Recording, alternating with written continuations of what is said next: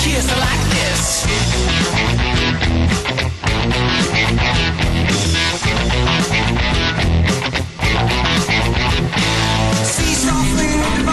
Welcome back to Tim Thiessen Live. My next guest is Catarina Benitez. She's an attorney here in Fresno, specializing in a variety of law stuff, real estate, and bankruptcy law. Today we're going to be talking about evictions. Catarina, thank you for coming in. Thank you for having you on again. Why don't you give everybody a little bit of an overview of your law practice, and then we're going to dive into this deal with evictions. We have a lot of property owners that have rentals that watch this program, and you know, this is really important stuff, and it's important stuff for you to know as renters too. Right. Where your rights are and where the law is going to be drawn. Right. And draw the line on you. So I mainly practice in the areas of real estate and bankruptcy. I have an office in downtown Fresno. I also have a newly opened office in Madera on D Street. I've been practicing also in the area of foreclosures, so I know quite a bit about the foreclosure process as well as the eviction process as it relates to foreclosures. So I deal with quite a bit of that for my clients. When the property owner, in this case now, we're going to dive into, Mike, if you can open that camera up a little bit. When we open up the pages of the book that deal with these foreclosures, short sales, and we have people that are still occupying homes, right, and notices have to be served. So let's start off with the 3-day notice and what's involved in that and where that applies. Right. The 3-day notice is a very important tool for a landlord. It is for any tenant who violates any, does, I guess, what I would consider bad tenant things, is in violating the contract, the lease agreement, not paying their rent, performing illegal activities on the property. Those are all reasons to provide a simple 3-day notice to notify the tenant, hey, you're doing something wrong, you need to fix it. If you don't fix it within 3 days, we will formally sue you. It's kind of a warning, and it's actually the best way to start, and you do have to start with that before you can start the legal process. And sometimes landlords can get it resolved within the 3 days. Many times not. They do have to take court action after that point.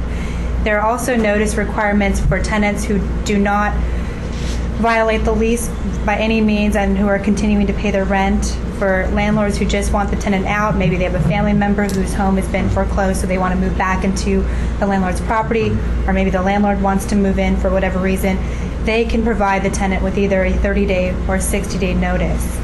Now, the 30-day notice is for those tenants who've been in the property for less than 1 year, and the 60-day notice is for those tenants who've been in the property for 1 year or longer. Okay. Now, does that apply to like units of more than 1 to 4, or is that 1 to 4, or that would be 1 to 4 units? 1 to 4 right. units. So that's more we're dealing with residences there. Right. Now, on the 30 and 60-day notices, what happens if you have a lease in place? If you have a lease in place, the landlord does have to honor the lease agreement. If the year, let's say the lease is for 1 year, then the landlord does have to honor that, except for the fact where the tenant fails to pay the rent. Mm-hmm. For example, if the tenant is the one who violates the lease agreement, then you can start the eviction process in that regard. Okay, and that would include then also bad behavior. Right.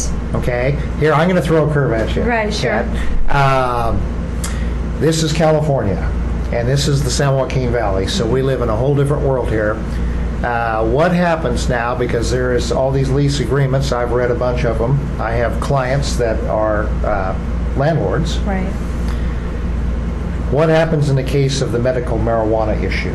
Because illegal drugs, it's every landlord has that, drug activity, prostitution, gambling, everything else that's technically against the law. Right. You can get to 3 days, 72 hours, and you're gone. Now, what do you do if this chap happens to have, or lady happens to have, a medical marijuana card? It's funny you mentioned that. I actually am in the middle of researching that right now. I have a client who's actually a tenant, and we're dealing with that situation. Mm-hmm. Because there's a little bit of a gray area by state law.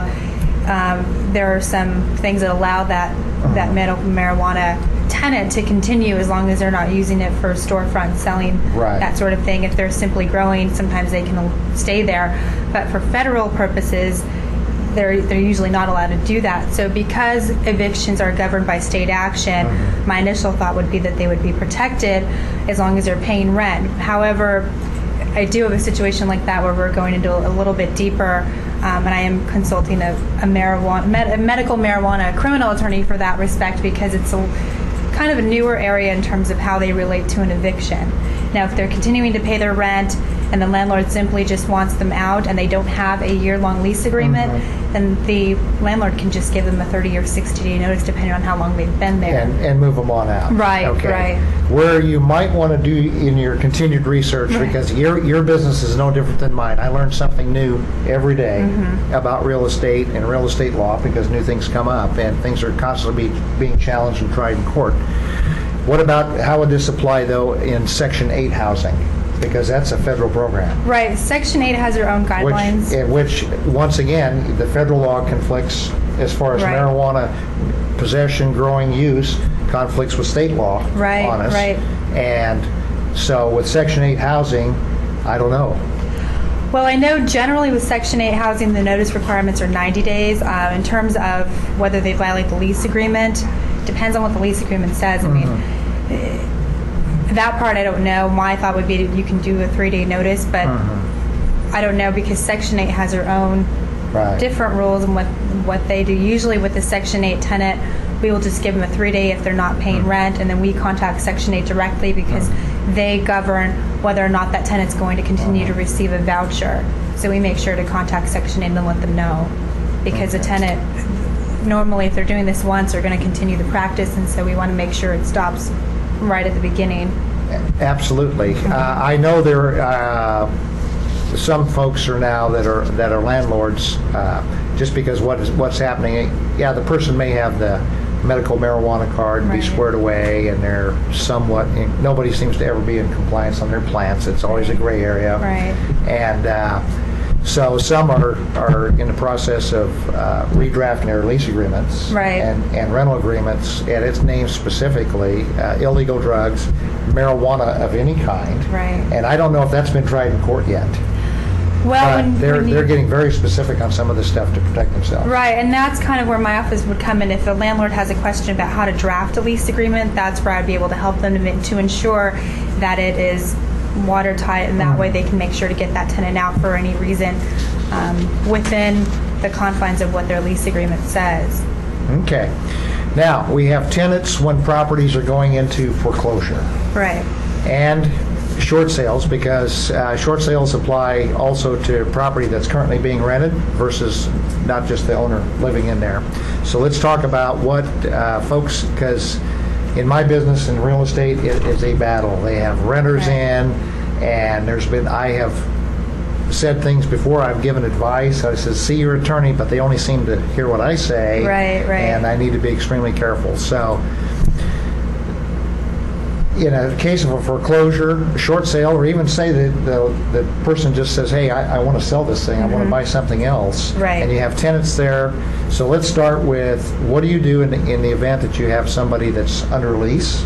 Or let's just take all this, I'll let you run with it, under a lease, or you're just going month to month. What should be the procedure and time frames?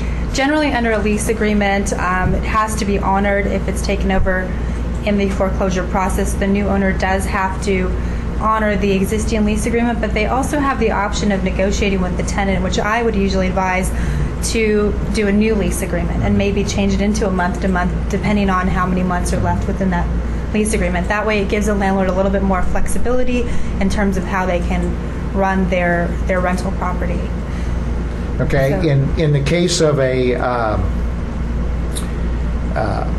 you're doing a short sale, which takes sometimes several months, how much notice do you need to give someone, because there's going to be a for sale sign going up so we can market it and all that? What do you need to do? Say you're in a month-to-month lease. Right. If you're in a month-to-month lease, there is a federal act that ends at the end of this year. It's actually December 31st. It's the Protecting Tenants in Foreclosure Act, which requires any tenant in a month-to-month lease that where the home goes to foreclosure under a federally related mortgage loan, so not a private buyer, it would be for where a bank takes it over. They have to give a minimum of 90 days for that tenant to get out. But on the other side of that, the tenant does have to be what's considered a bona fide tenant, so a true tenant who actually pays rent.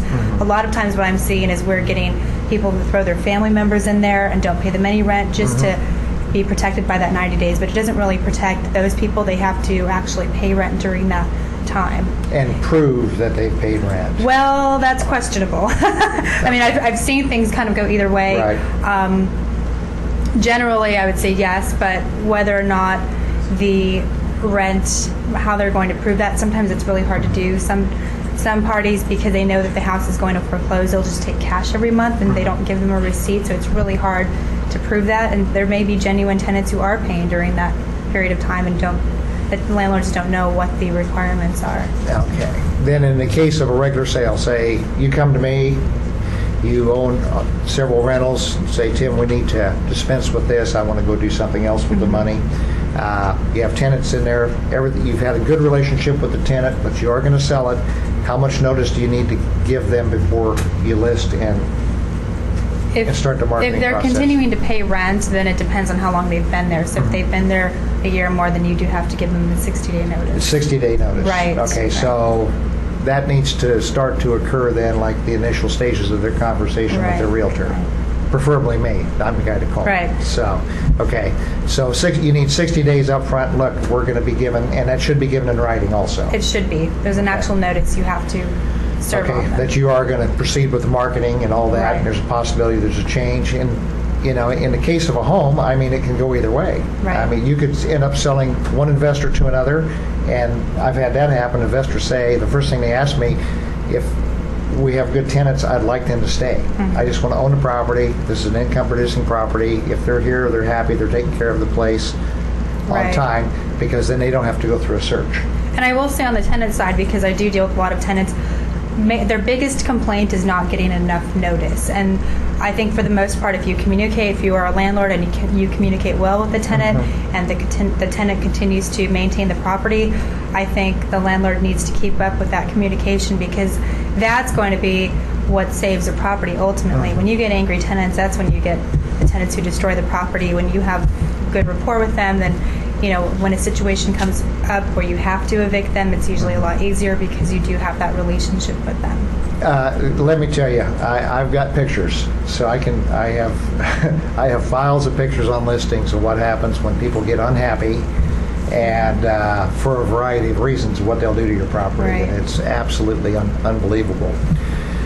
When you're having to do this stuff, everything that you do needs to be documented. Right. As a landlord or an owner, and also as a tenant, you need to make sure that the paperwork is in order. So let's talk about the time frames, proof of service, and that procedure there. Right. So let's say you have a tenant who doesn't pay their rent, you do have to serve them with a 3-day notice. You also have to serve it on them and prepare a proof of service to show, in the event you actually have to take them to court, that they were properly served.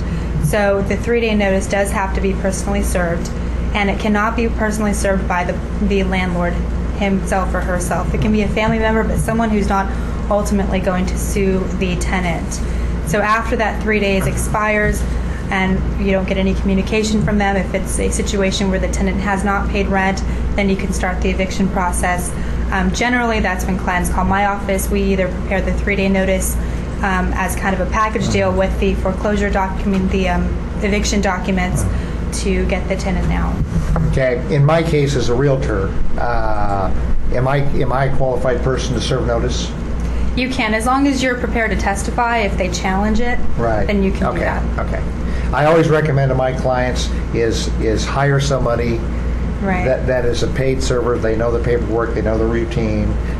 They've already got the verbiage down. Number one, do not shoot the messenger. Right.